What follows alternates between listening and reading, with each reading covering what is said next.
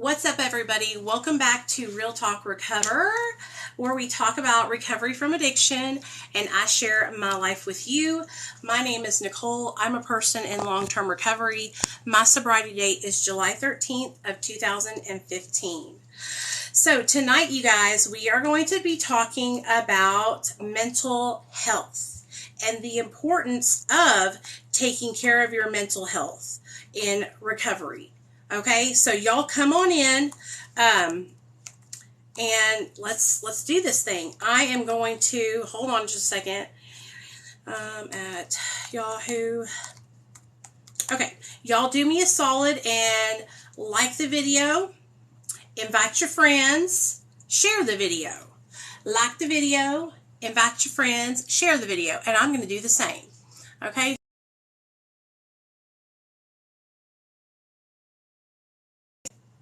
Okay.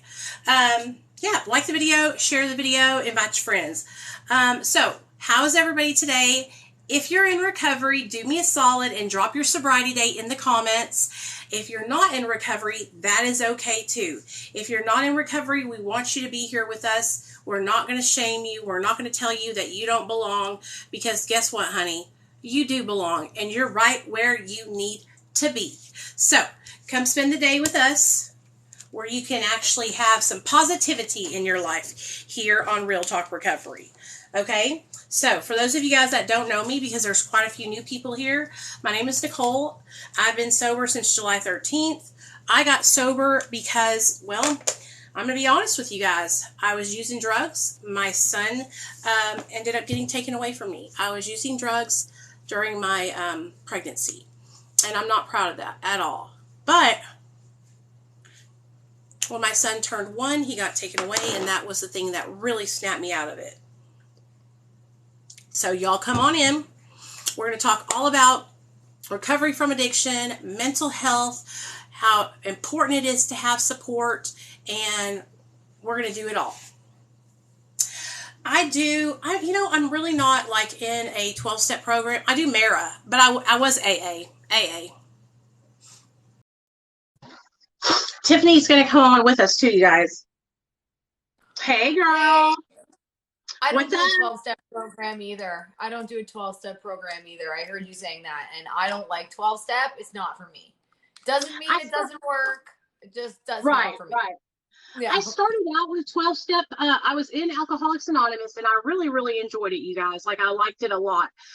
And they were not judgmental of me being on Suboxone or anything. The reason why I got out of it is because to me, it was so closed-minded to everything else. You know, like being in Alcoholics Anonymous, you can't be, like, I accept people that are Cali sober, that utilize medical marijuana. You know what I mean? And in those kind of programs, you can't. And I felt like it was shutting me off from being able to be accepting of other people. You know what I mean? Oh, yeah. I found it was a little bit too depressing for my liking. And I never really felt like I could open up. Like, here's the thing, like, you know my story, you've heard it. So, like, I hated going to those meetings because I felt like it was like, I really felt like I was the only one still. Do you know what I mean? Like, so it really wasn't helpful. It really wasn't until I found a TikTok community that I was like, shit, like, there's more than just me who's been through this, because it's hard sometimes opening up about that in a situation like that, because you also don't want that, oh, I'm sorry. Like, I'm like, I don't want that. Like, yeah. I think a lot of people, especially with your situation, their first reaction is just it's a shock reaction, because they can't believe that happened. You know what I mean? Because it's awful. But it's hard, because I feel like for you, since you've had that abuse, I feel like you need a certain tailored approach to your recovery. You know what I'm saying? Like a therapy and like special kind of groups with other people who you can relate to. That's a really good point, because I'm sure there's many survivors in this live, but you're right. You do need a tailored, but everybody does. Like, you need your own tailored recovery too. Like, my recovery involves going to the gym, eating healthy, because I'm a binge eater, and that causes me to use, like, every time I eat sugars, it makes me want to use cocaine. So I got to be careful on the sugars. Not only that, I got to go to therapy. I got to be in group for sexual abuse survivors. I got to be in group for addiction. Like, so Yeah, there's a yeah. lot of different things that I know that I need to stay sober. But like, yeah, you're right. It does need to be kind of tailored to that. And also like Absolutely. learning about how my triggers, because a lot of my triggers are just day-to-day things like my husband touching me or, you know, little tiny And things. see, you have more. That's different. So that's like different kind of triggers than what I would have because I haven't experienced the same kind of trauma that you have. You know. Yeah. So tonight, what I want us to talk about is I want to talk about the importance of treating your mental health when you should treat it before you got sober, but a lot of us put it off, you guys, Yeah. until we get sober. And because a lot of us use drugs to medicate ourselves because of things that we were struggling with, Yeah. from our life, right? Like, so for you, Yeah. Tiffany, you started using drugs to medicate the trauma and the pain that you went through as a young girl being, abused by your stepdad. And so, Yeah. of course, do you think if your mom had got you, see, this is the thing, your mom was so not supportive, but if she had got you into therapy I would before never have you, became an addict. Never. I would yeah, never have become an addict had she supported me. You know when my right, addiction really took off is when I was snorting it, like being like here and there. But as soon as she went on his side and when I went forward to the police is when I started smoking it and I just couldn't stop. right, right. Hold on a Yeah. second. Yeah, I that's all mean, good. hold on. I got to text my other, there we go. Sorry about that. I have an Yeah. other No, boss. no, take your So, time. okay, there we go. Yeah. So Yeah. I wish that see, when we were growing up, and I don't know if it was like this for you, you're a couple of years younger than me. How old are you? 34. Yeah, I'm 39. Okay, Oh, so I don't know how it was for you in Canada, but where I grew up when I was younger, we didn't talk about mental health. no, It we was didn't. like, suck it up. You can handle it.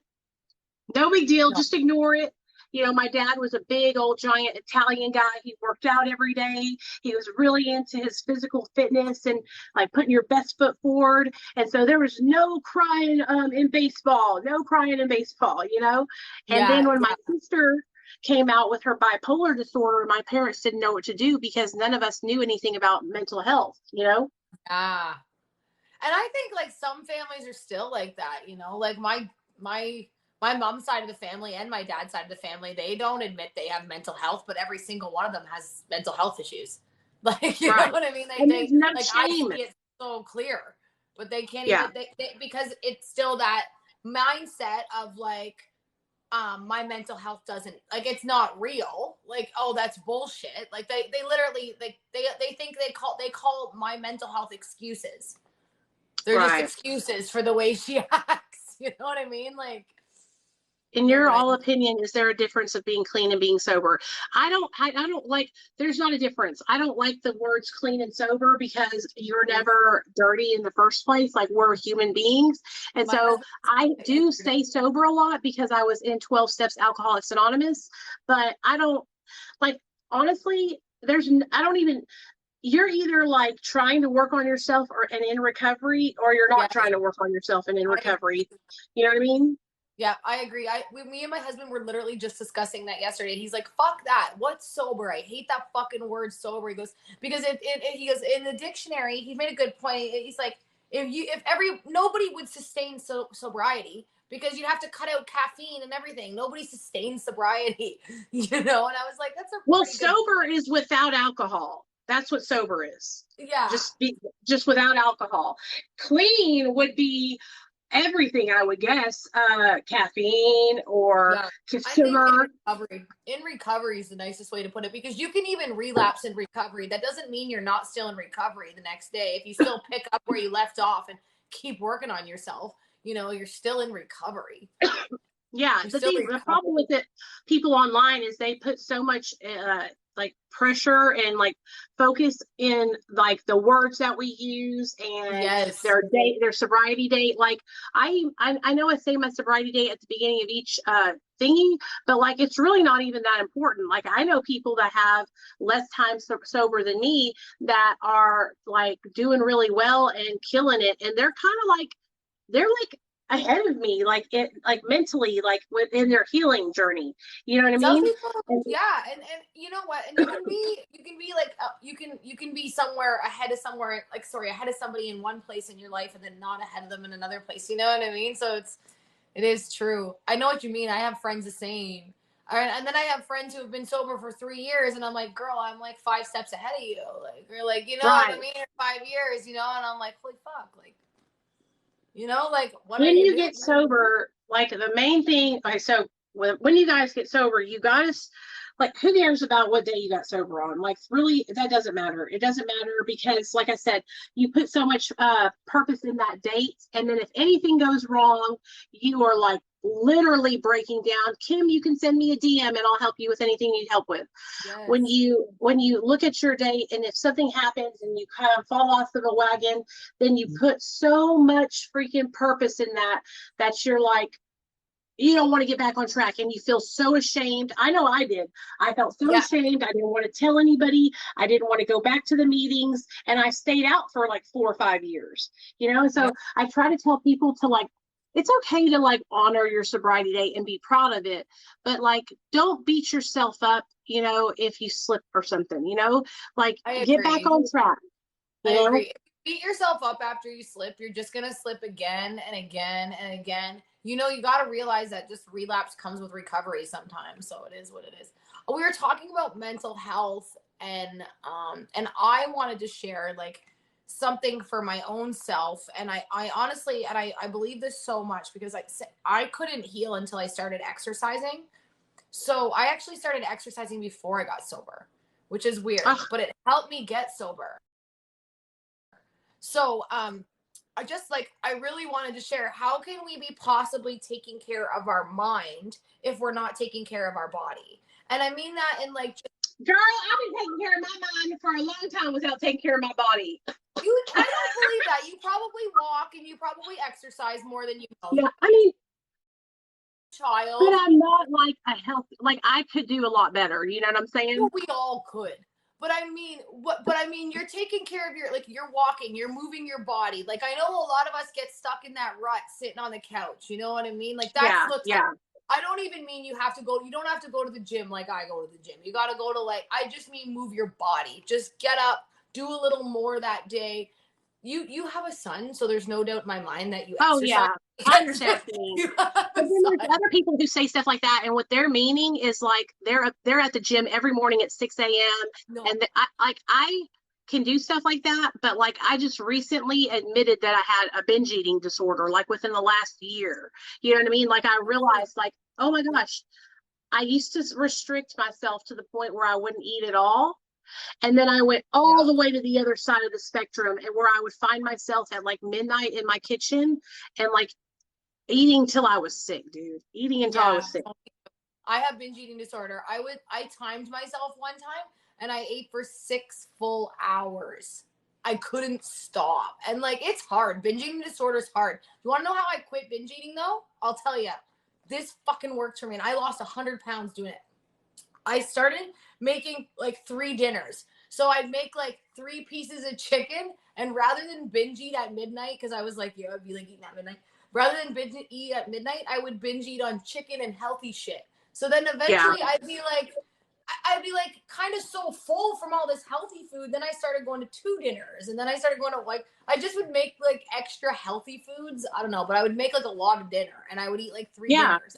Like, fuck it. You know what I mean? At least I'm putting healthy food into me, is what I always used That's to. what I need to do. I need to prep, because that's the problem. I don't prep before, and what then, like today. Yeah. What have I eaten today? I haven't eaten anything today, and it's already 7:45. Yeah. And then I'll go to the kitchen and I'll be like, I'm so hungry, and then I'll go lay down. I find that with most women, like who binge, it's like all day long. You're so busy, you can't be bothered. You're like, you got this to do, you got to go get there, and then and then all of a sudden at nighttime when you got that chance, and that's the worst time, and we all do it. Yep. Yeah. Yeah. I'm bad for it too. But it's just, I mean, all those little things help you like with your mental health. I think personally. I agree. Yeah. I agree, because being in, like, not going for walks or going out with my son and my husband, for a period there, I was just like staying at home, and I didn't leave my house for like 2 weeks. Like, I was just at home, and I was so depressed. I was sad. I didn't feel good. And that was in my sobriety. I've had that happen many times, especially whenever I change the seasons, because I think I have like seasonal depression. When I shift the seasons, it's like I get really depressed, and I'll find myself just like hovering in the house like a little hermit. And then my husband will snap me out of it and be like, come on, babe, we got to get you out in the fresh air. And then I'll go out there and I'll feel so much better. You know what I mean? Yeah. Just sunlight alone too. Like just getting out into the sun. Yeah. What else works for your mental health? Hey, Misunderstood, y'all, I want to say something really fast. Misunderstood is one of Dr. B's like really dedicated followers, and she is so amazing. And she just called me today a couple of minutes before this live, and she really needs our support because she's trying to stay sober. She's got 2 days sober, and she's getting back on track. And so I told her to come to the lives and be with us here every night because she would love it. So, girl, I'm so glad you're in here. I'm proud of you for coming. The lives, like coming to the lives, it does a little something for you. Like, you know, like there's so many nights where you're like, fuck, I wish I could use, or like, you know, and at least if I'm here, I'm like, well, you know what? Like maybe it's a bad idea. Especially, I get so excited some nights on here. I'm like, yeah. And I was discouraged today. I was like, fuck it, I'm just not going to do TikTok anymore. I'm not even going to go live. And then Tiffany texted me, and she was like, we were talking about something, and then I told her that I've been getting like just a bunch of hate and getting banned. And it discourages you. It knocks the wind out of you for a little bit, you know? It puts you right down. Like me too. Like I get a lot of therapy from TikTok. Like sharing my story really heals me. So as soon as it gets shut down, it's like a whole mental health crisis. So I was in your live earlier, and you were talking about how that's not healthy for us. And I was like, you know what? That's a bit of an addiction that I'm struggling with too, right? And I didn't even realize that. And I kind of need to take some space, I think. TikTok and I are like, yeah. I have it too. And that's what I was trying to make the point of. It's like, what happens if Pauline, it's all good, girl. No hard feelings. If TikTok went away tomorrow, like, what would we do? Would we have like a foundation of sobriety? Would we have mental health support? Would we have like meetings? What would we do? You know what I mean? Yeah. And when you said that, I was like, you know, I need to build a stronger community, because I mean, TikTok's, you don't know if it's gonna be forever. You know what I mean? And the way it's going, we lose our accounts every day getting banned. You know what I mean? One of my friends is always losing their account. Like, there's always somebody losing their account, or down for this or down for that, or it's so frustrating. It's and it's frustrating when like you're trying to help people, like you and like me. I try to help people, and I try to I stay sober from it. I not only try to stay sober, I heal, I help people, and I'm sure you do all those great things yourself. And you're like, you're only doing good, and then there's this shit hate coming into it. It's just not fair. People are awful. TikTok has taught me how awful people can be. And it almost reminds me of high school, because it's like, it reminds me of being back in high school, because I've always been somebody who just tries to be kind to everyone. And there's always been like people that like to gang up on me because they see that as like a weakness, or they see that I'm kind as a weakness. And I just like, it reminds me of that. It gives me flashbacks, dude. I hate it. I hate having people like ganging up on me. You know what I'm saying? And I feel like people do that on here all the time. Oh, people have like full on arguments for 3 days in my comment section over my life. Yeah. Yeah. Seriously? They know more about you than you know about you. Like, I've had to put fights out, like, because I'm just so sick of hearing these two people. There'll be like two people literally, and I'll watch them for 3-4 days, and I'm like, okay, enough. I'm blocking both of you because you're so fucking annoying. Like, How are we going to keep our mental health How are we going to keep our mental health healthy? So, like with all that, with TikTok, and then like this. So for me, like I help a lot of people. When I tell you guys, I'm not over exaggerating. Like no, I I'm know on the you do. phone all day long. And so what I can know. happen to me is I will get off the phone and it will be like my nerve endings are fried. How do I help myself and help others? How do I keep my mental health healthy while I'm trying to help other people? And that is a fucking struggle for me because I am so bad Yeah. about finding balance.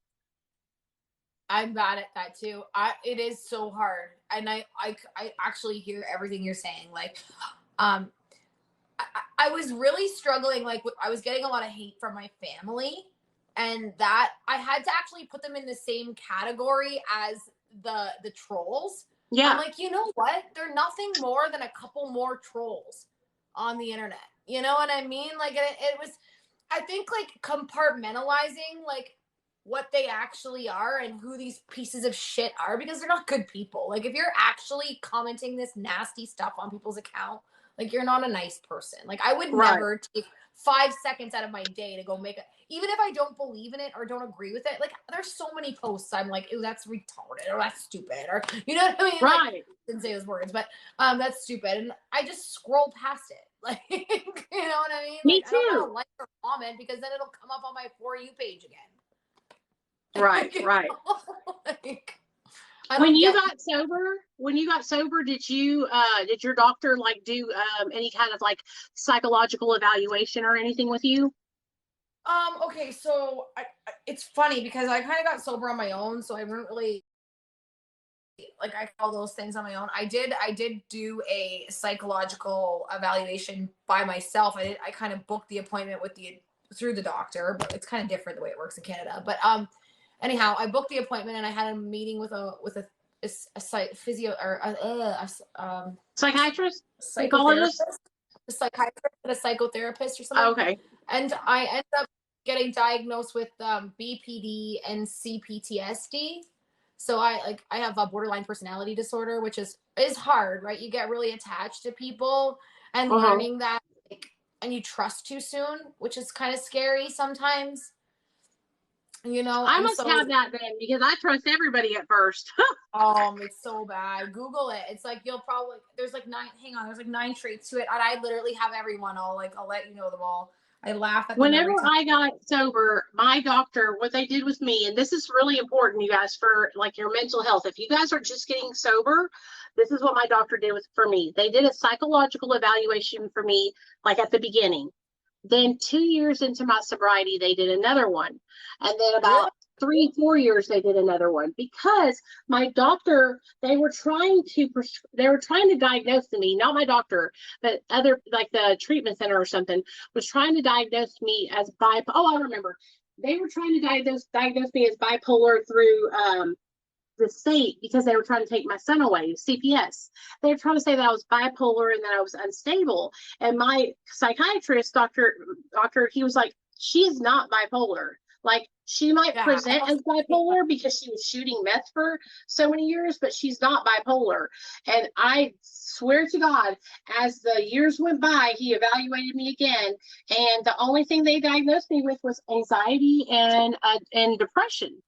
It's funny you say that because I got diagnosed with CPTSD and then BPD, and I got diagnosed with BPD when I was using, and Yep, then my that's not a therapist fair now, diagnosis. yeah, and then my therapist now, she says I don't see any sign of BPD in you, Right. That's and because and, you're not, and I that's not fair. They should have not yeah. diagnosed you with Yeah, that. and I definitely know I struggle with CPTSD because I mean I have serious childhood trauma, but Right. and that's just it's called complex post-traumatic stress disorder. That was definitely a fair diagnosis, but the BPD was a little bit. But while I was using, I would say that I did have all the signs of BPD, and even now I still have some. But I've noticed like I learned how to manage them. Because like one of them is abandonment, like your fear of abandonment. And like, that's so bad for me, but that also could come from trauma. Yeah. Yeah. You know what I mean? It could come from the fact that you didn't have your mom and dad there for you emotionally because they were doing dirty shit. And so, Yeah. you know what I mean? That's Yeah. why And it's so important not to only get that, your like mental health diagnosed my mom and into shit, your like, sobriety, you know? yeah, like I have so many abandonment issues too. Like my real dad left me as a baby. Like my mom left me when I was 21. You know, my stepdad left me when I was 15 because he didn't want it. He was done with me. I was useless to him because I couldn't serve his purpose. Like, so all those three big people in my life have just knocked me down, and like it is that, so that could just be more trauma related than actual BPD. So well, who knows? I think more people get misdiagnosed because they are under the influence and they're really not. And then what can happen is you can get diagnosed with something and then get discouraged or then get on the wrong Yeah. medication and be all fucked up, you know? My husband, he got diagnosed with ADHD in treatment, and he struggles with ADHD. That's more than obvious. ADHD is probably his biggest issue why he uses. Did they give him medication for it, like Adderall or something? Well, the problem with that is, okay, full disclosure, we use that as we was sorted. So Yeah. we don't, it's probably safer for him not to be on any medication like that. Yeah. So he exercises, and he has a lot of ways that he copes with his ADHD. Like, he exercises a lot because he's so hyper, Uh-huh. So he probably goes for like 5 bike rides a day and exercises, and like that's probably his biggest coping skill right now is exercise and like treat like, and we go to meetings and stuff like that. But I need to make exercise a coping skill. I don't know how y'all do it, really. I don't. I don't know how do you get motivated to get up and go out and go to the yeah. it's hard. Yeah. I don't understand how because I saw your pictures of you when you were overweight. You know, no, baby, I didn't. I saw your pictures of you when you were overweight, and you have lost a lot of. You were like the size I am now when you were overweight. I was 240 pounds, and I lost. Yeah. I'm down 90 pounds. But it you know, it starts slow. We put so much emphasis, like you're saying, oh, I don't know how you get up and go to the gym. I didn't start by getting up and going to the gym. I started by small little tasks every day and 5-10 minute workouts. You know what I mean? You don't start, like, we put so much emphasis on we have to do it this way. But if we start in baby, you know, like for me, anyways. And I mean that, like, that goes in everything. That goes in recovery and of any sort, you know. Baby step. I just need to start. Yeah, just need make to start. a small goal. If it's to friggin' play dodgeball with your son every afternoon, or you know what I mean? Like, it doesn't even have to be. It doesn't even have to be straight. Like, you don't have to be lifting weights yet. You start slow and you build your way. That's what you do. And the more you do it, the more you're gonna be like, shit, I actually like this. And then you become addicted to it, which is weird. Now I'm addicted to it. I wish. Because you get that same high, you know, when you like, okay, like, I know this might be TMI, like, well, no, we all remember this. Like, so when you use and then you get that like heart pound and you just really euphoric feeling. Well, after you do a really hard workout, you can get that feeling. So I used to have a friend of mine that did like training with me, and we would do it live on YouTube, and I would literally be doing burpees in front of God and everybody, but I was doing it. good for you. I need to get back into that. It's that accountability. Yep, that's what it is. And that's what I need to do. It would help me a lot, I'm sure. It would make me feel a lot better because I feel like I have everything else figured out. Like I am. I got solid sobriety. I feel like I'm doing well with everything. I just need to get my body and feeling better, and then I would feel amazing. It's funny, and once they all come together, like, and I still like it. It's funny. Well, maybe we're meant to meet because I still need that mental check, you know, and you give me that more, and it's cool. Maybe we're meant to meet. Hell yeah. I believe that. Because so what are you doing besides working out? What do you do for your mental health? Okay, so I love making TikToks. I journal. Journaling's important to me. And mostly, and people like, do I write a journal? No, I make TikToks. Every time I have a thought that is really, really bothering me, I just throw it out to the world, and I feel so proud that I just shared that thought. And I'm like, maybe I helped someone. Who knows? Whatever it might be. That helps me. Helping people helps me. It keeps me motivated to stay sober. That also, it makes me want to learn more. Every time I get like a message from like a survivor, and they're like, how do you cope with this? And I'm like, shit, I don't even know. So then I Google it, and I'm like, I just found 5 ways we can cope, you know? And so just helping people, and you know, like setting goals, little tiny goals. Like if it might be just tomorrow I'm going to make my bed and clean my room, that the small goals. Like I said, everything I do is very tiny steps. Like I don't try to load myself, like, because when you do that, you get so like overwhelmed, don't you think? Yeah, I do. Yeah. I do. Yeah, when you're like, oh, I have to do this, this, and this, and this. But I just set myself one small goal a day, you know? And so what if my house is messy and I just cleaned my room? Well, you know what? That's one fucking thing accomplished. When I was using, I wouldn't have done either. So, like... Right. So here you go, Nate. So we're doing a good job. This girl just came in and said, I don't understand. I've been watching your videos and I don't understand what message you're trying to send. You make me crave, and that's literally the opposite of recovery. So, Allie, I did you a favor and blocked you so that way you don't have to see my content. So that way you won't get cravings, girl. Okay? Make you crave. You know what I mean? Like, it's really that simple. If you feel triggered by something, like if you feel triggered by a story time, honey, I wish you the best of luck, because life's going to be hard. You help me, and like my trigger, like your triggers are your responsibility. They're no one else's. So if you don't go on those pages and give hate, you just block and delete. Like if I'm triggered by something, which I've never, and I'm the queen of triggers. Hello, I was like sexually abused my entire childhood. I have so many triggers. So it really bothers me when people are triggered by other people. Honestly, I've had enough of it. Like I'm triggered by everything. So like get I don't know. I hate to say get over responsibility for your sobriety. Coming in and telling somebody that their content triggers you is you shifting responsibility on that person, and like it's their responsibility to change their content to fit your agenda.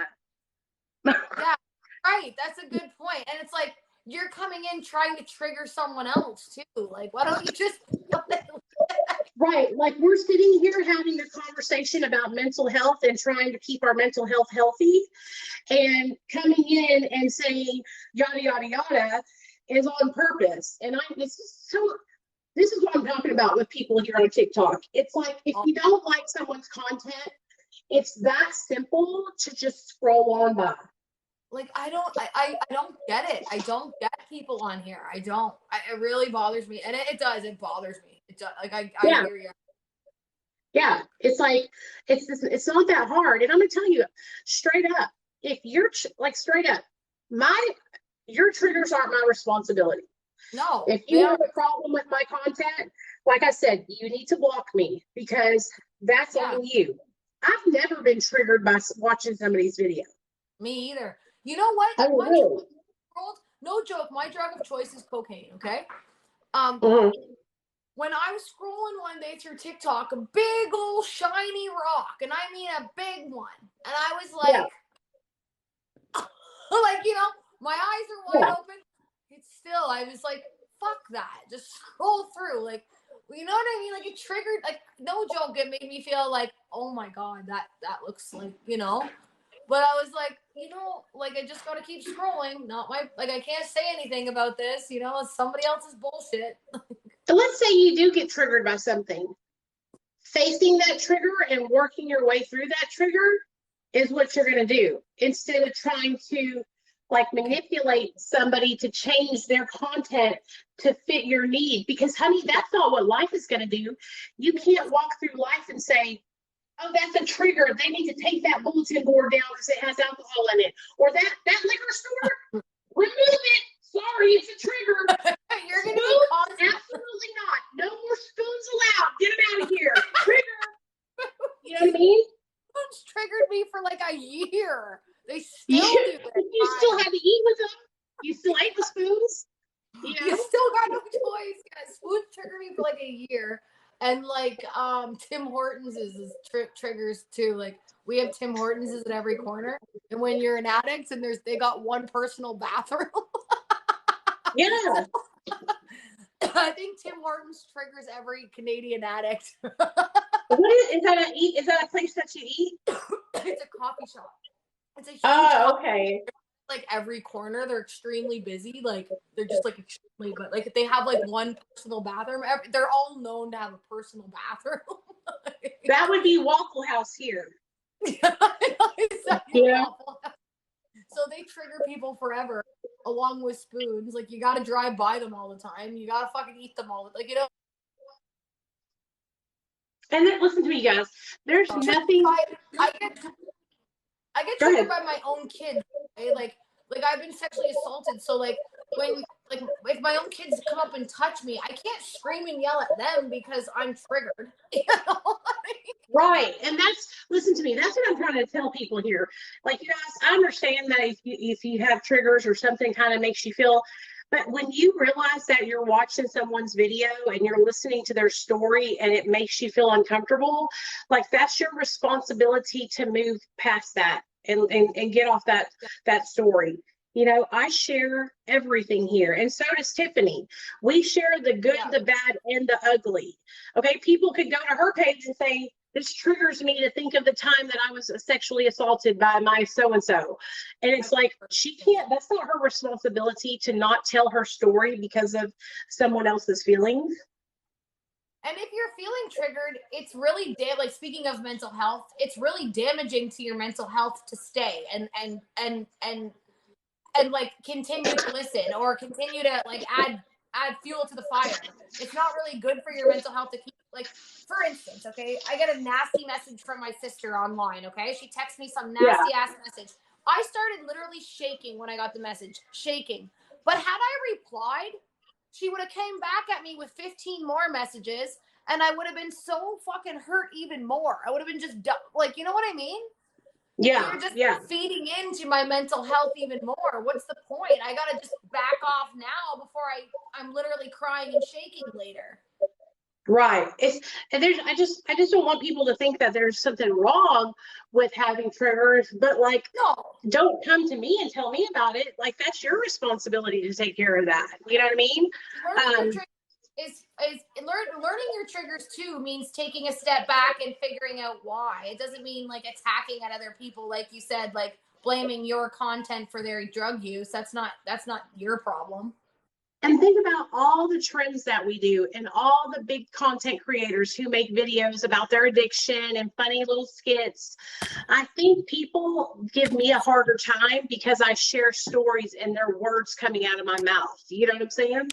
Yeah. But it's like, everybody does it here on TikTok. We all share about the stupid shit we did when we were in active addiction. That's what we do. So I don't see how my content is. Sometimes I find it hilarious. Like, you watch that? Is it Dixie? She's so funny with her addiction. Like, like people. Like, I'm obsessed with Dixie. Shit. You're like how triggering are some of her videos? She is hilarious, and that's the thing, though. It's like nobody busts her balls about her content, but because I share the story times and I guess I tell the story, people think that like it's, I don't know, I guess it's worse or something. But we all do that. That's what TikTok is, as us sharing our stories, y'all, and relating our stories to each other. And you really got to just learn how to deal with that kind of stuff, or else, like I said, you're going to struggle throughout your sobriety. You might want to stay off the app then, because you never know what's going to come on your For You page. Exactly. Just Honestly, count yourself out. So sorry, I didn't mean to bring that up, but people no, do that. I They'll get come in here and they'll say stuff like that. Your stories are the direct opposite of recovery. It's like, okay, girl, whatever, bye. But you know what I mean? Like, I'll take you next. out so that way you don't have to take yourself out. And some people's story, like, I don't know, your story helps me, you know, like hearing what it was like I never lost my kids in active addiction. I don't know, I don't even know what to say to that. Thank God. But then at the same time, it's like, well, my kids still suffered, you know? Yeah, yeah. So it's like, but hearing your story of losing your kid reminds me of why I want to stay sober, because I could be that close. Yes, yeah. I could be that close. And it reminds me of, like, holy fuck, Nicole lost hers, and she's just Nicole. Like, she's a normal girl, just living her life. And it was that simple for her, like, she just went that quick, just lost him. And it reminds me It of was why hard, man. no That was fucking hard. doubt. Every time you talk about it, your tears just flow because it was Yeah. that fucking hard. Because it was that hard. You lost everything. That's your whole life all in one day. Like, I can't even imagine. I don't know how you did it. I don't wish it on nobody. But you know what was so crazy? Did I tell you that my friend finally admitted to calling CPS on me? She called me a week and a half ago, and she finally admitted it. She said, "I'm the one who called CPS on you." What did After you say? 6 years, I said, "I know. I forget. I know. I've been knowing." I told her, "I know you did it," and she would never come clean. And like, she was in active addiction. She's been in active addiction for all these years, and so she wouldn't come clean. And I wasn't hanging out with her because she was actively using drugs. And then she called me just recently. I called my husband and everything because I was like, you will never guess what happened. Tara finally admitted it, and it just made me happy that she finally admitted it. You know what I mean? And I told her I forgave her, and that I actually told her I forgave her because she did it out of spite, but then I thanked her because it saved my life. You know what? And that right there just shows how healed you are. Oh yeah. That's extremely. I used to want to beat her ass. I used to want to drive my car through her fucking apartment. But it took it, yeah. I forgave her. I forgive her, and I'm not mad at her, and I just want her to get sober so that way we can be friends again. You know what I mean? So it's really funny you just said that. So my friend in active addiction, we were in active addiction together for many years. I'm excited because I just got a hold of her the other day, and she's fucking sober, and like, we're both sober. So we're gonna have lunch this week, and I'm so excited. I'm like, girl, we haven't like been able to be friends in forever because we just got lost in our friendship. When addiction takes you to that place where you're hanging out all the time, and then all of a sudden you're in the bathroom by yourself for 3 days. I know. Yes, I know. Like, it was a party, and then now you're in the bathroom for 3 days. Yeah, and it's not fun anymore. That's what happened to me and Tara. Like, we used to have so much fun, and then it just all went downhill because our addiction just took control. And then we started fighting because I was getting really high, and she was getting upset with me because I had my son. And then she called CPS. It was hard. It probably was the best thing for you though, because it saved your life. It sounds like. Do what? It saved your life. Oh yeah. It saved my life. And even though it made me mad, it saved my life. And I can see that. Like that was the hardest thing for me to do, was forgive her, because I knew that she did it out of spite, because she had called me that night and she said we had gotten into a fight because she owed me money and she wouldn't pay it back to me. So I went, "Hey, Angel Mom. Hey, what's up, girl?" I went above her head. And I went above her head and went to her boyfriend and got the money instead. She found out, called me and said, "I'm calling CPS on you." That's how it all went down. But I did my fourth step with my sponsor, and 3 years into it, she came into Kroger where I was working at, and she was crying. And I told her, I said, "I forgive you." And that's all I said. Then 2 more years went by, and she called me, and she was high on meth, and she thought somebody was underneath her daughter's bed. So I drove to her house, went in her house, looked around, told her nobody was there, and then I went home. And then this year she called me and admitted to doing it. And I'm just, honestly, that was such a like healing moment for me, because I've known it all these years, but I just needed it to be confirmed. You know what I mean? Yeah. Just so that way I could get past it, let it go, and move on. You can make sure you were kind of blaming the right person, I suppose. Yeah, yeah. Yeah, and just to let it go. You know what I mean? Yeah. Hey, Yeah. okay, girl, I see you. Teresa, okay, girl, I'll answer it. Just so you guys know, my backup account is banned right now. So if you're sending messages there, I can't get them. But you could text me if you need to give her my number, Teresa. She can text me. That's fine. So annoying. Hold on a second. Mr. Bubble at the hospital just got on Ativan and waiting for the room to detox for a few days. I'm really proud of you, man, for going to the hospital. Good fucking job. Now, once you get off the detox, if you don't go into like a residential program, you get home right away and you come here and hang out with us and send me a message, and I'll give you so much recovery homework that you won't have time to get drunk. Recovery homework. I love that. I'll help you. I'm hoping to get a job at a recovery center. I know. What place is it? A place near you? Yeah. That'll be good. If you're going to be doing peer work in there, then you'll be like getting to talk to the people, like, peer to peer is like us. Like I'm us, sober, yeah. you're sober, and we can relate our experiences That's all to I each want other. to do. That's everything I want to do. So I really want to do this. I'm excited. I'm hoping. I emailed them yesterday, and I'm hoping to hear back tomorrow. So, my son is right here. Sorry. So we'll see what happens. That's okay. What? You're recovery princess. I'll give you homework too, girl. Just send me a DM. I got all kinds of stuff y'all can do that will help you in your recovery. Okay? What? What? Go for it. You know where food is. You're good. You don't. We have this, me and Tiffany are doing this thing called self-recovery, y'all. It's online. It's a recovery treatment program. It does cost money because it's a treatment program. It's $99 a month. And at the end of the program, you get a certificate of completion. But within that program, they give some handouts. And the other day, I did a whole live on the relapse prevention handouts. So if you want to, and they're bomb. If you want to, you can go to my YouTube channel, and it's like the third video down. It says relapse prevention, and you can grab that information from that live stream if you don't have money or don't want to sign up for the courses. What I try to do with the self-recovery thing is I try to come on my account like once or twice a week and do some of the courses out of the program so that people can see and learn from it. You know what I mean? Because it's legit. I'm just reading my email. Yeah, I'm excited about that. My husband and I are gonna do it together.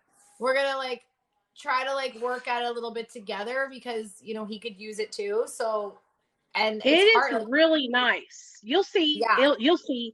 It is really, really nice. It's like, it's real legit. Like it's like you're in treatment, only you're doing it at your house. You know what I mean? It is really cool. Hey, Suzanne, I'm so glad you came over here. So y'all, a lot of people have been seeing, I don't know, I didn't even tell you what happened, Tiffany. So some drama happened. Some girl made a video about me, said I suck and nobody in the recovery community likes me. And then there's been these other people who've just been making videos about me all the time for the last year. And so a bunch of people just recently made videos sticking up for me. And literally all I have to say is that being made fun of or having people make videos about you and having no one that you thought was your friend stick up for you, it's the worst feeling in the whole wide world. But then seeing people that do stick up for you, I could literally cry. And Brian and Tara, Brian has a huge account, so does Tara, and they stuck up for me. And I just want to thank anybody that came over here from their channel. I really, really appreciate it, y'all, because why are people hating on you? I don't understand it. What is the hate about? Because there's nothing to hate. I don't get it. Honestly, I don't understand either. There's only one girl that I've had personal interactions with, and it was because we were friends, and we stopped being friends over, she was bullying this girl on this app whose name is Ashley, the girl who was struggling with her addiction, and people were taping her nodding off. and I won't talk shit about her and I won't denounce her. And so many people have wanted me to denounce her, talk shit about her, turn my back on her, and I won't. And that's kind of put a target on my back because I'm Yeah. one of the only people that's like, no, I won't do it. Because you know why? I wouldn't do it to any of you either. I'm Yeah. here for people. If you're using drugs, I want you to be here with us. I hate when I see those videos on TikTok of people nodding off on the fucking side of the street and people making fun of them. I cry every goddamn time because I'm like, this isn't fair. Like, these are people, sick people, and you're making a mockery of their life. Like, it's a joke. Like, it's heartbreaking. It's hard. I'm with you. I don't make fun of people like that either. It's just, it's not cool. I don't get joy from like being mean to people or making hate videos about them, and that's what mainly it comes from, because I won't turn my back on her. And then it's just people who, they don't like me, they don't like my personality, and that's okay, but that doesn't give you the right to make video after video after video about me all day long. I don't do that to you. So weird. Like, it's That's weird that people would want to do that. It's so strange to me because, like, there's this one girl in particular, I supported her so much. She's like a part of the Kratom community. I've supported her. I used to send people to her account when they needed help because I don't know a lot about Kratom. And she literally makes videos about me all the time. And she won't say my name, but everyone knows that she's talking about me. And it's just like, what did I do to you that you just like cannot let it go? I don't even know what it was. Like, I don't know any of these people in real life. It's not like I cussed them out. It's not like I stole their man. It's not like I took their money. Nothing. So you don't even know these people in real life, and they're just no. It's like literal people who just don't like me. And honestly, I've come to the conclusion that it has to just be jealousy, because it can't be anything else. You know, it can't be anything else. I am so about recovery and helping people that I don't understand it. Then there'll be people who say, well, she tells war stories. I can tell my war stories if I want to. You know, those are my stories about my addiction and my experience. What's wrong with that? Why? But isn't war stories helping people? Like, when I hear your stories, I'm like, oh, fuck, that's funny. Like, Nicole went through that shitty ass situation too. I feel related to. Like, I feel like, oh, you know what? I feel like more comfortable with you because I know that you've been in that shitty place too, you know? That's why we share our stories with each other. And that's what all addicts do. But for some reason, like, I'm not allowed to do it. No, well, you're helping me, so please do it. You know what I'm saying? It helps to be able to relate. Exactly. And I don't mean to get off the topic, you guys, but like, I know a lot of y'all are coming over here from seeing the videos that people are making supporting me. And I just want people to understand that, like, all I do is do these lives. You can ask Tiffany every single night at 7:30 to talk about recovery, and we have the best time. I love them. Like, I'm literally obsessed with them lately. Like, I'll be crying. We'll all be crying and shit, talking about recovery and our experiences, and then we don't want to get off the live because it's so good, but I have to go to bed, you know? It's like good. I love it. It's a community, and it's like a camaraderie, and it's like friendship, and it's like supporting each other. And I just don't see how anything about that can even be taken negatively, you know? Yeah, I know. I have more support on this app than I do around me in life. And like, when you said that today, like, you know, without TikTok, what would you have? And I was like, oh my God, like, I have a few phone numbers, but like, I don't have my 180 something thousand followers supporting me without TikTok, you know? Exactly. Tiffany has a podcast too, you guys. If y'all should go check it out because it's really, really good. It's on Spotify. Where else is it at? Apple Radio. If they go to my link tree, it's in my link tree. It's okay. Apple and Spotify right now. Hopefully next week it'll be on the rest of the platforms. It has been it's been a shit show dealing with it all. Like, luckily I'm not doing most of it, but it's like, it's a lot of work. Well, yeah, it is a lot of work too. Yeah, it is. That's what people don't understand. Like, we're not just sitting here on live talking about our lives. Like, you're doing a whole production. You're like And that's a lot of work internally and emotionally to talk about that abuse you went through. It was empowering all at the same time because, you know, when you're being told to stay silent your whole entire life, when you like, now I'm publicly speaking about it, like publicly. It's just, it was so empowering all at the same time, feeling like that. I don't know. It just felt Oh, really I know. good. I know. The first time I told just my regular recovery story, it was like I felt amazing. I felt on fire. I felt like I could not be touched because Yes. I didn't have nothing to hide anymore. I had totally Nothing. exposed myself. That's everything I've done. Everything, it feels so fucking free. Even with like my addiction, with like using in front of my kids, you know, all that shit. Like just knowing that's out there and I'm done with it feels freeing. It feels like I've held myself accountable. Yeah. Nobody can bring it up. Nobody can fucking say, I'm going to tell so-and-so you did this. I've done it. I told y'all everything. There ain't nothing for nobody to tell on me about, you know? When I started sharing my story, I only was sharing my sexual abuse. I hadn't got to the addiction part. I hadn't got to that. But my family kept saying, they kept going up, and so they kept sending, they kept going on my comment section and sharing all the dirty things I did. So I would just comment, like I would make a video out of their comment and share it for them. Well, I'll tell you exactly what happened. Yeah, that's awesome. That's awesome. Like, you're not going to bring me down. Like, you know, yeah, I made some shitty choices in addiction. Who didn't? You're not going to take my story and try to use it against me. No. You know? And that's what a lot of people try to do that here on TikTok. And I'm like, you guys, like, I've told my story. Yeah, I used drugs while I was pregnant. Yeah, my son got taken from me by CPS. Like, I'm admitting that. Like, I have nothing to hide, you know? Nothing to hide. You use drugs. Your son came. I think I heard you say this. He's fine, right? Like like you had no complications or anything like that, or wow, nothing. He was so perfect. Lucky. I'm very fortunate. That's not because I did it. I was a horrible mom when I was horrible. I was pregnant. I was using drugs intravenously.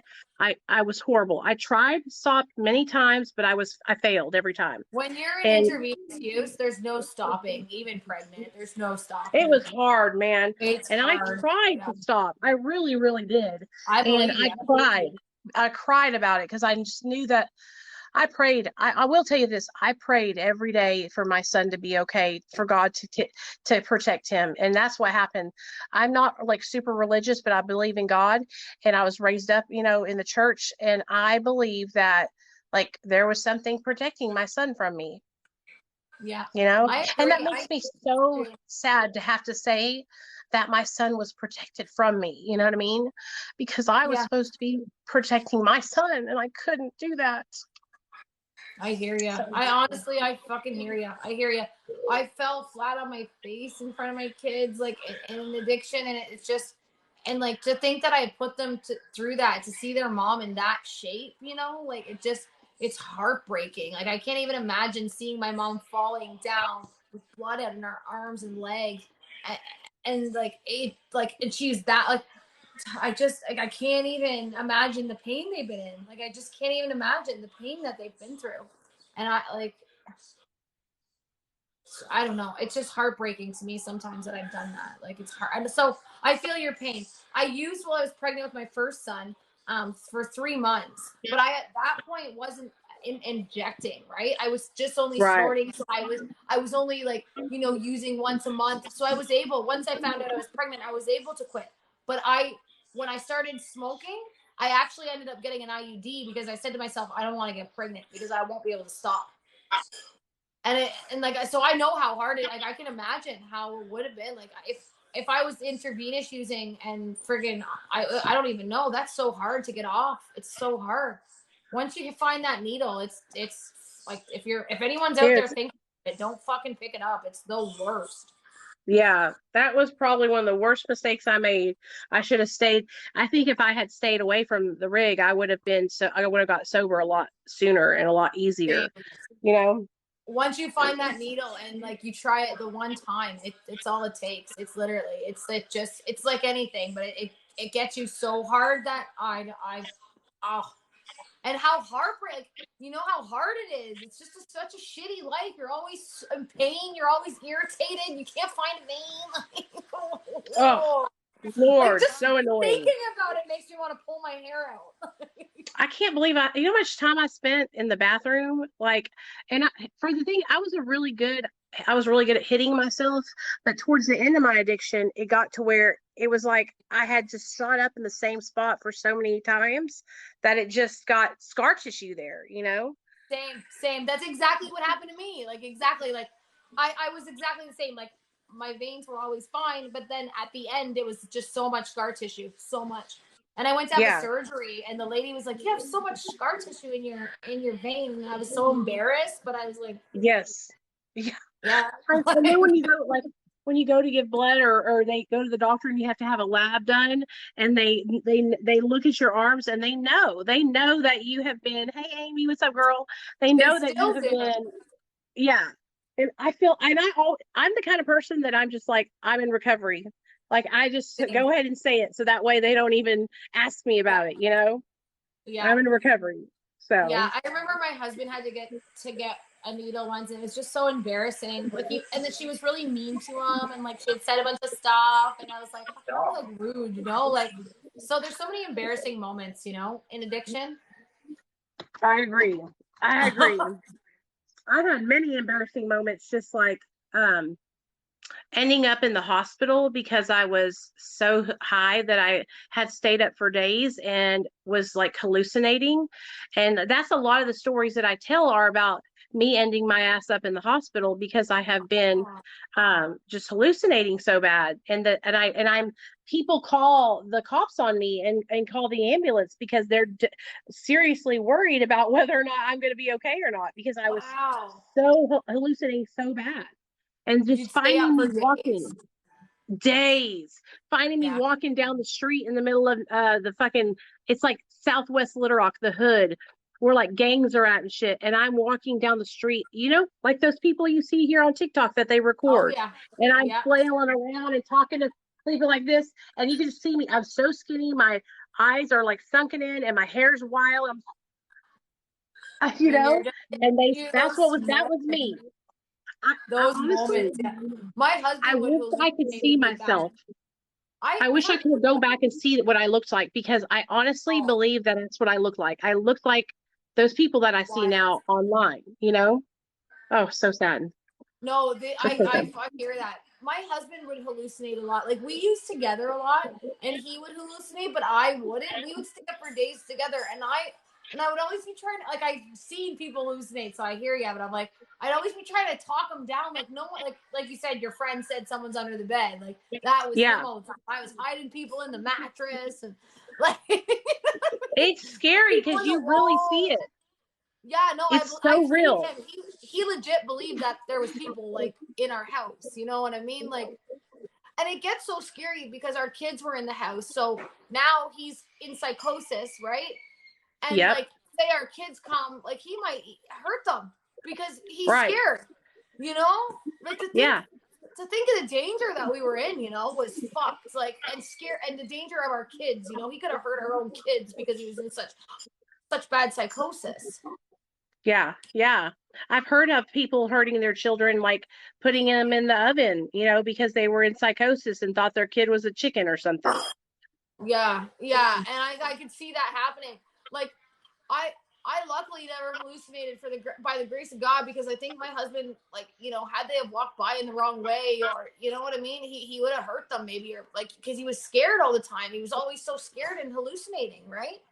Where I was never really like that. I could stay up for 3 days. I would start seeing like things on the side of my eyes, like, but I wouldn't like full on hallucinate where I think there are people around or like there's shit going on. God, you know, talking about these stories makes me not miss it, eh? At all. I know. That's why I tell my stories, because it literally makes me realize I don't want to do that shit ever again. You're so grossed out by it. You're like, ew. True. Helps me so much. And that's what I think people don't understand, is that, like, I'm to the point where, like, when I share about these experiences, I'm so grateful that I'm not there anymore, you know? Same. So one lady asked, how do you tell if you're addicted? And so I would say, this is what I say. If you try to stop and you find you cannot stay stopped, then you are probably addicted. But only you can diagnose yourself with addiction, right? Or I mean, yeah, only you can really decide that. If you, and for me, it was I started using, and then I was using on only the weekends, partying with my friends. Then the weekend bled into Monday, then Tuesday, then Wednesday. Then before you knew it, I was using all the time. Then I started paying for my own drugs. When I started seeking out substances and paying for them, that was the next step. Then I started hanging out with people who were making the drugs and selling the drugs, you know. Then I started injecting the drugs. Then I started selling my body to people if I didn't have money for drugs. And it was just a progression. It got worse and worse. It does. And addiction's a progressive disease, right? It just gets worse and worse.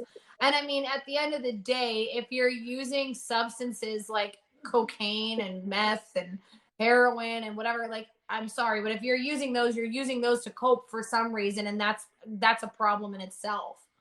You know what I mean? Like, if you're coping with drugs for something, then you're creating yourself a problem, and you're probably going to be it's just going to get progressively worse, because you're creating an unhealthy coping skill that's easy to get addicted to. Yep. So you're probably just better off to quit now. If you're asking the question, I'd say just stop. Yeah. Same. Yes. Yeah. If you're asking the question, just stop. So Ash says, I have to use medical marijuana for my Crohn's disease. What's your opinion on medical marijuana usage? I smoke medical marijuana. I have no problem. I'll tell you what happened to me, though, Ash. I tried it. I gave it a fair shot. I had been sober for 5.5 years, and I came to TikTok, and all these people were talking about how medical marijuana was helping them with their depression. And I was like, hell yeah. So I went and got some gummies for my sister because she works for a dispensary. And I took one night, and it was cool. And then I took 2 the next day. And that's what happened. I took 3 the next day. And by the end of the week, I was eating gummies like they were fucking regular gummy bears. And I ate a whole pizza in one night all by myself. And I woke up the next morning and I was like, how do people do this shit? How do they use this shit to stay sober or help them with their mental health? Like, I cannot stop eating. And that's all I wanted to do was eat. It was torture. I couldn't handle it, man. I struggle with intrusive thoughts, very intrusive thoughts from the abuse. So since I started smoking marijuana, I was able to get off cocaine, and my intrusive thoughts practically go away when I smoke weed. Yeah, I totally believe that medical marijuana can help people. Now, back before it was legal, like, honestly, you guys, like, I'm so glad it's legal, because I feel like that adds an approval to it. You know what I mean? Because you can get it medically kind of prescribed to you or whatever, you know? But I believe that it can help many, many people. I just when I smoke, I want to eat, and that makes me miserable, you know? Yeah. Yeah, and you know what? That's not good for anybody. If you I don't get like that, but some people do. And like, you don't want to sit there and eat all night. You don't want it to make you worse either, you know? Right. Like, there's got to be benefits to it. Like, for me, the only way I started smoking weed, and then I got off I didn't want to do cocaine anymore. I was like, I don't even want to do this. I'd rather freaking smoke weed and go to sleep. Yeah. Like, yeah. And it was just kind of like almost a transition for me. So I seen like the benefit in it, and for me, but like, if it was going to be something making it worse, and I couldn't see like, if, making you eat more, that'll make you miserable. Yeah. I mean, my sister said I could try a different strain that would like give me like energy and stuff. But after that, I was just like, I'm not going to, like, honestly, I didn't want to chance it anymore. And then, like, what I tell people is, like, if you are early in your sobriety, like, what I suggest, if you're not using medical marijuana, then to get yourself a good 6 months to a year sober. And then if you're struggling and you need to try something out, then try it out. Talk to your doctor about it, or whoever, your sponsor, or whoever, and see if it's something that would work for you. But be careful, because I do know some people, like, it can kind of open the door for them to be lenient on what they're doing. And not that it makes them want to use other drugs, but it can open that, it makes you feel like Yeah, everything's all good. Maybe I can take a Yeah. Adderall. You know what I mean? Yeah. And just I lowers want to your kind of. stop. I want to stop, but I'm actually kind of afraid to. Well, I mean, if it's helping you to not have intrusive thoughts, I mean, that sounds like a healthy thing. This is what I say, and this is what I mean this.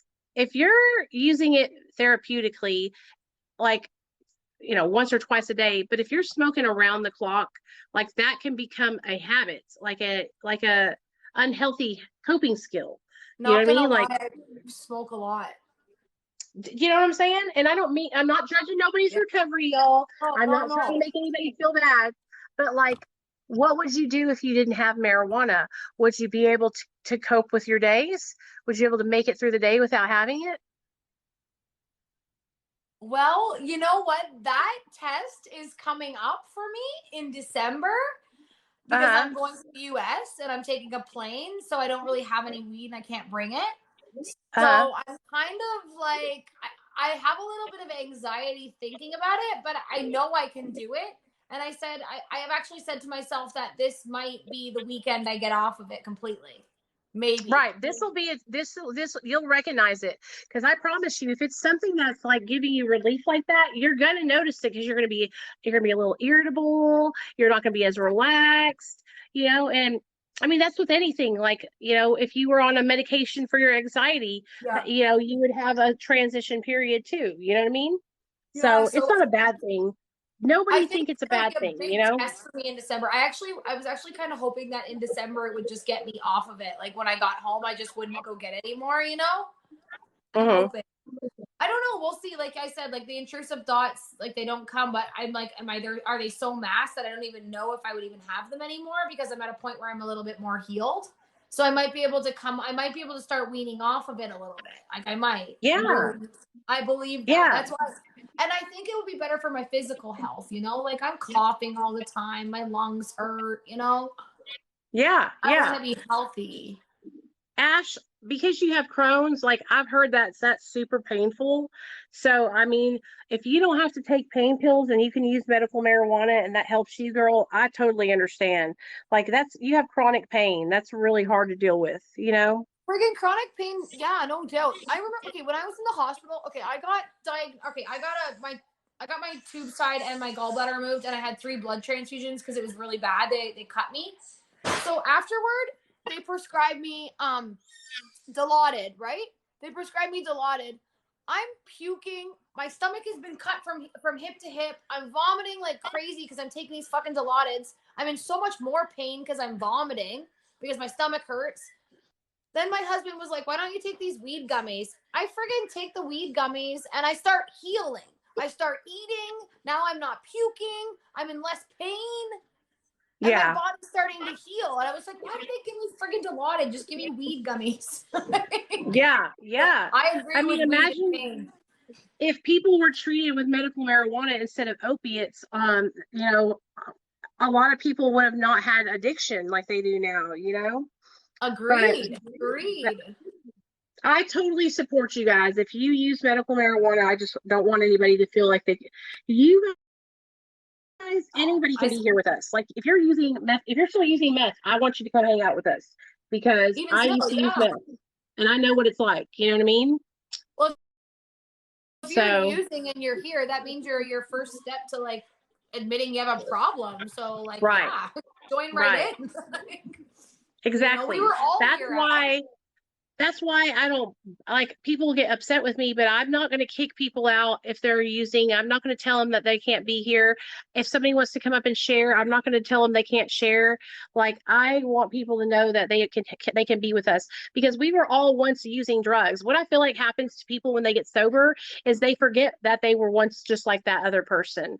They forget that they were once using drugs too. And it's like, what happened, you guys? Like I've seen so much of that lately here on TikTok. Yeah. It's like people forget that we were once relapsing all the time. We were once nodding out. Shit, if I had a camera, I'd been nodding out on TikTok too. You know?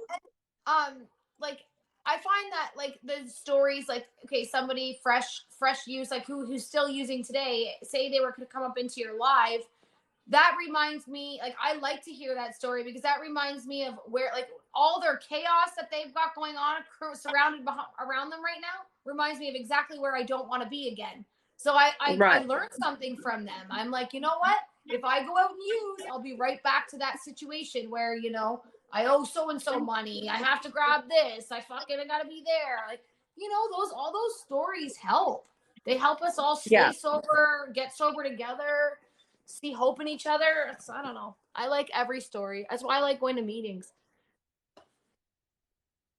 I love you, girl. I'm glad you came on here with me tonight. Me too. I think I'm gonna I'm go to fixing bed. to get off here and go lay down. I'm fixing to go lay down. Yeah. But listen, when you get into the course, let's do a self recovery live so that way we can show everybody. Okay. Let's do it. Yeah, let's do it. Okay, and then just text me later. I love you. Okay.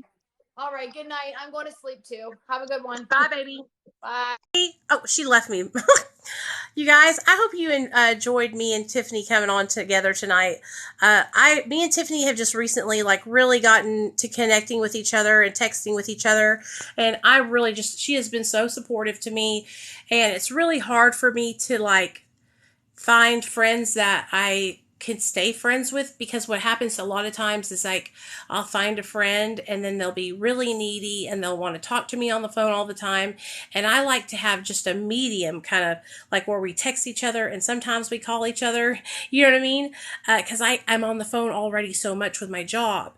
And so she has just been the perfect fit. The perfect fit. And I just want to let you guys know that, like, I'm sorry, like, about all the drama today that's been going on. And I just want to tell anybody that's, you know, seen a video or made a video to stick up for me that I really, really, really, really, really appreciate it. And that my fucking purpose here on TikTok is just to help people, you guys. Like, I'm just here to help. I just want to encourage you guys. I want to get you excited about your recovery. I want you to know that there's a place where you can come and have a good time and be a part of and actually take, you know, be in the group. So for those of you guys that don't know, I do these every single day at 7:30 Central. So tomorrow night, since we talked about some mental health tonight, I know one of you guys wanted to talk about grief. So tomorrow night we'll talk about the 5 stages of grief. Okay. I'm so glad you did. We'll talk about the 5 stages of grief tomorrow night. So if you're struggling with grief of a loved one, grief of your addiction, because we're going to talk about that. Did you know that you can grieve your drug of choice? You go through a transition where, you know, drugs were our best friend. Drugs were what gave us relief for a really long time. And so you can go through a period of grieving your addiction, you know? So, that will be tomorrow night, 7:30 Central, right here. I'm on my backup account for the next week because I'm banned from my main account. So we'll be going live right here. Okay. I hope you guys have a great night. If you need help with anything, you can send me a DM. Don't forget to go follow my YouTube channel, Real Talk Recovery. Go follow my Instagram. All of it's Real Talk Recovery. We have a Facebook group. Link is in the bio. Just get in where you fit in. It's all Real Talk Recovery. I appreciate y'all's support, and I'll see y'all tomorrow night. Good night, you guys.